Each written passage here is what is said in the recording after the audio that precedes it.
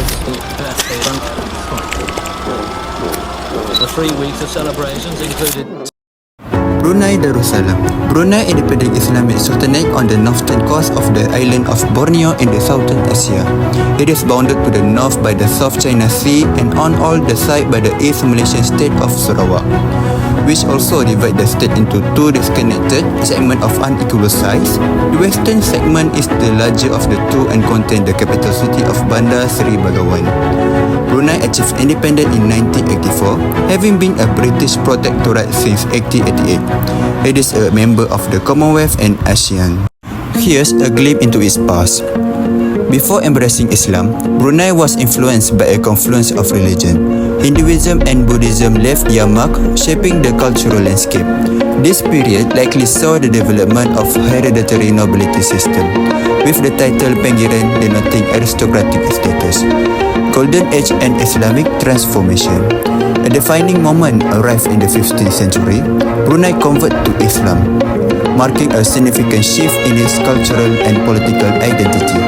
This era also ushered in the Brunei Empire Golden Age. The reign of the 5th Sultan, Bolkiah, stood out for his maritime prowess. His conquest extended Brunei control across Borneo and even reached the Philippines with a brief capture of Manila. Under the 9th Sultan, Sultan Hassan, Brunei witnessed further consolidation of power.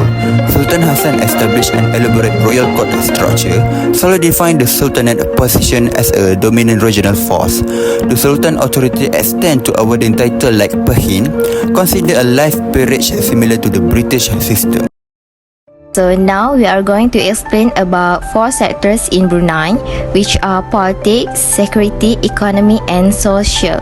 So firstly, I will explain about politics issue in Brunei, which is Brunei is lack of political freedoms and human rights. So Brunei is an absolute monarchy ruled by Sultan Haji Hassanah Bolkiah since 1967, where citizens do not have the ability to choose their government. The sultans exercise executive power and there are no genuine national level elections for opposition groups to gain power, severely limiting political participations. The Legislative Council, which serves as an advisory body, has little independent power and the only registered political party supports the Sultan without criticizing the government. Additionally, there are serious restrictions on freedom of expression and media, with journalists facing imprisonment for reporting deemed false and malicious, and self-censorship is common. Next, the government enforces Sharia law, which includes corporal and capital punishments, and there are laws criminalizing consensual same-sex conduct between adults. Overall, Brunei's freedom status is classified as not free by Freedom House, which limited avenues for political participation and significant restrictions on civil liberties and human rights. While the country enjoys relatively low crime rates and hasn't experienced any major terrorist attack, the potential threat of extremism and terrorism remain a concern. Brunei hasn't faced significant direct threat from terrorist organizations. Its geographical location and close ties to its neighbors contribute to this relative peace, and despite the lack of immediate threat, Brunei acknowledges its vulnerability to the spread of extremist ideologies. The proximity of Southern Asian countries that have faced terrorism issue raise concern about potential radicalization within Brunei. Recognizing this vulnerability, Brunei prioritizes preventative measures. The effort including actively promote a moderate interpretation of Islam, aiming to counter extremist narrative.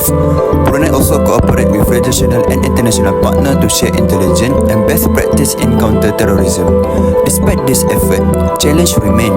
Brunei limited experience with terrorism might require continuous adaptation of its security strategies in the face of evolving threat. Overall, Brunei Darussalam prioritized security despite the relatively low immediate threat. The nation focused on religious moderation, community engagement and international cooperation position, well to address potential security concerns and maintain its peaceful reputation. Now let's see Brunei in the aspect of economy. Brunei is one of the Southeast Asian countries that rich with natural resources, mainly oil and gas. So, the economy of Brunei really relies on it ever since the Independence Day. make oil and gas is one of the source of economy to the people. As the third largest producer of oil in Southeast Asia and produce 180,000 barrels a day, Brunei has exported the oil to many countries, and one of it is Malaysia. Other than that is like Japan, Thailand, China and South Korea. Although Brunei has become the third largest producer of oil and export it to other countries, they also import crude petroleum into the country from United Arab Emirates, Malaysia, Kazakhstan, Qatar and also Arab Saudi. All of these actions have given many benefits to Brunei, which Brunei able to build foreign reserves and invest around the world to help provide for better future generation and continue to develop the country. Brunei can be known as one of the countries who live in the modernization era. Despite their country are small, they often being as one of tourist attraction, as they have many beautiful monuments and also strategic places. Among of them, the most famous are the Billion Barrel Monument.